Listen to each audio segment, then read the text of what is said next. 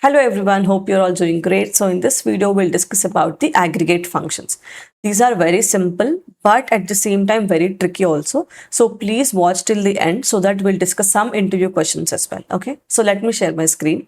Okay, so I hope you can see my screen now. So let's discuss about the aggregate functions. Aggregate functions.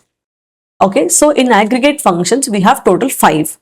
Sum, count, min, max, and average. Okay, so if somebody comes and asks you in an interview what are the different type of aggregate functions, you will tell sum, count, min, max, average. Okay, so we all know what each of this means. So let me show you in the code how we will write it. So let's take this salary column, select salary from my EMP table. Okay, so now this will give me all the salaries from this entire table. Okay, so if somebody comes and asks me, can you tell me what is the total salary of all your employees? Okay, so in that case, what you will do, select sum of salary as total underscore salary from my EMP. What does this mean? I am taking the sum of the salary column and I am giving an alias to the column as total underscore salary from my EMP table. So if I run this, so total salary of all the employees in that particular company is 6,84,400.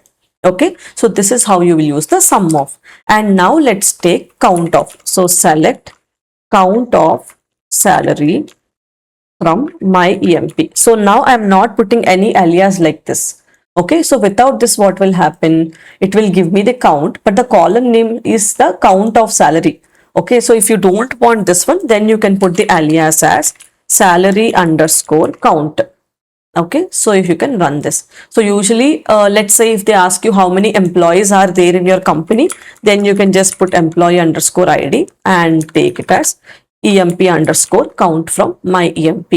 So now you can see what is the employee count. So they are telling that we have 106 employees in our company. And then you have the max. So now I wanted to see which employee has the maximum salary. Okay, so now I want to understand what is the maximum salary in the table. In that case, I will write select max of salary from my EMP table. Okay, so for this table, let me give the alias as max underscore salary. Okay, so let me run this. You will get the max salary, which is 24,000. So if I want the minimum salary in the table, then also I can write select min of salary as minimum salary from my EMP table. Okay, so if I run this, what will happen?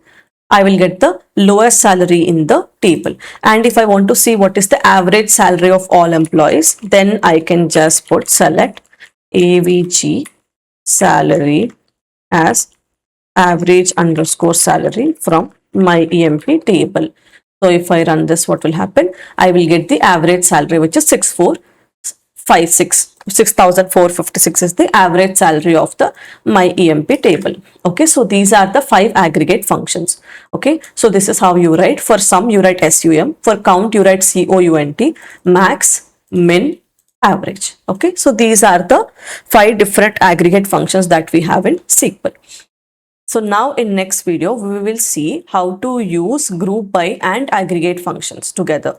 Okay, so let's say if you want to get an employee who is earning max salary, in that case, you have to use a group by function. Why we have to use it, how to use it, all of that I'll explain with the help of Excel so that it will be easier for you to understand. So please watch the next video for sure to understand group by and aggregate functions in a better way. Thanks for watching. Bye.